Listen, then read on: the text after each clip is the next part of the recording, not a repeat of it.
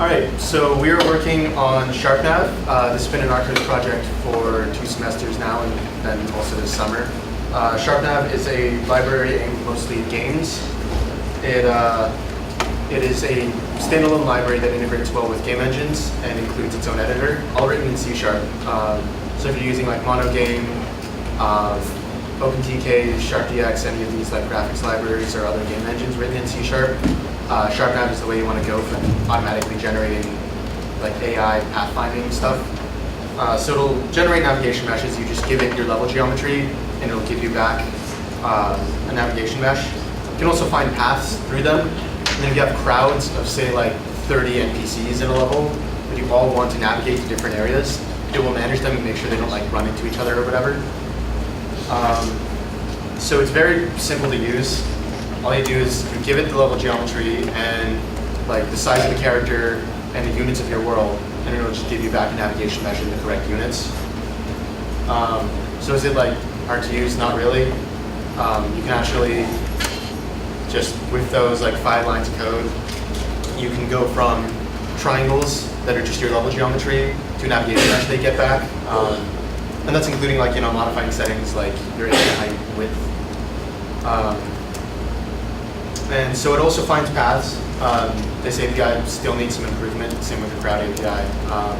It's a little bit bulkier, but it still does exactly what you want it to do.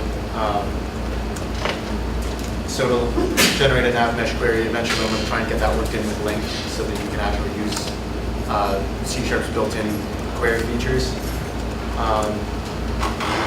And it also manages crowds. So you tell it like you want a crowd with 30 people, and then you add all of your agents to that crowd.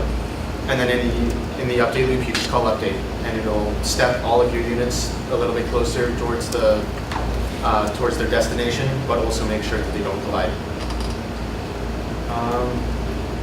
So then what we've been working on this summer mostly is an editor. So this allows you to take all of your level geometry, throw it into this project, and then move them around, transform them, generate a navigation mesh, and then go back and modify it if you want to. So if the generated navigation mesh is a little bit weird in one area, or you specifically want one narrow place to be walkable when it currently isn't, you can do that yourself.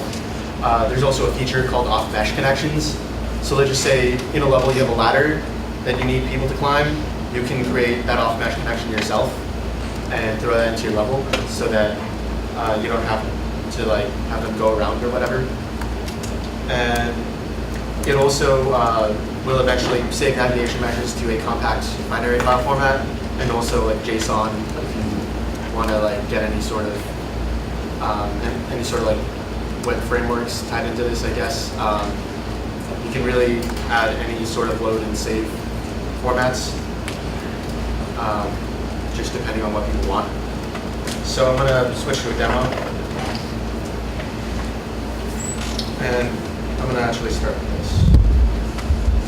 So there's still a few issues with crowds, but if you've been in RCOS either of the last 2 semesters, this will look somewhat familiar, right? So you back out, and I'm trying to do is really track that. Right, so here's just like a test level, and what this does is you click this, and it'll generate in like half a second, right? So now it took the original level, and then let's bring that. And so it generated an entire navigation mesh. There's an entire process to this, which has multiple steps. But one thing we're going to try, this is probably going to be a little bit broken. It'll like snap to corners, but there are 3 agents that will move around sometimes. That still needs some work. This was actually just moved from like doing things statically beforehand and then drawing the paths to like actually trying to update real time last night. So it's kind of a little bit broken, but most of the code has already been ported over from Recast. And then we also have our editor project. Right, so what this lets you do is you can go ahead and load a model. So right now this only accepts OBJ, but we have an IQM and PLY parser working, and we will also get like MD5 maybe Maya files, FBX, anything that's like standard, we're going to include in this editor. So what it does, it's just going to load up the same model we had before, and you can select it and change the name and move it off. Right, and then you can load. I'm just going to load the same model again, but you can have multiple copies of the same level. Right, and then if you hit generate nav mesh, it will transform all of the objects, including this, and then create one like continuous navigation mesh using both of these. Right, so if I were to move this down a little bit, move this back down to 0 or 0.5, and then regenerate. Right, you'll see that in this section, the two meshes end up being one object. So what we'll do for the rest of the summer is make it so that you can actually move objects around with a gizmo and rotate them and scale them and do whatever you want, really, as with any like 3D editor.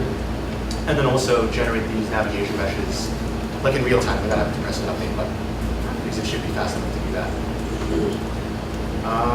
So yeah, we had Dash work on loading IQM files. That is something that is mostly done, but you know, like we just couldn't pull it in time.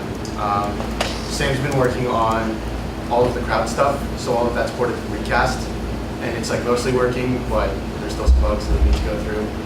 And Ryan's been working on exporting navigation meshes out to like a JSON format, which is something that's very simple and that we can do like immediately instead of having to come up with our own binary format and then try and serialize it all that way. It's just a very good way to start off getting navigation meshes out of this library. Yeah. Reggie's been working on loading POI files. He's not here right now, but that's what he's been doing. All right. So thanks to Morthy, Goldschmidt, Shauna Sullivan, and you guys. Any questions?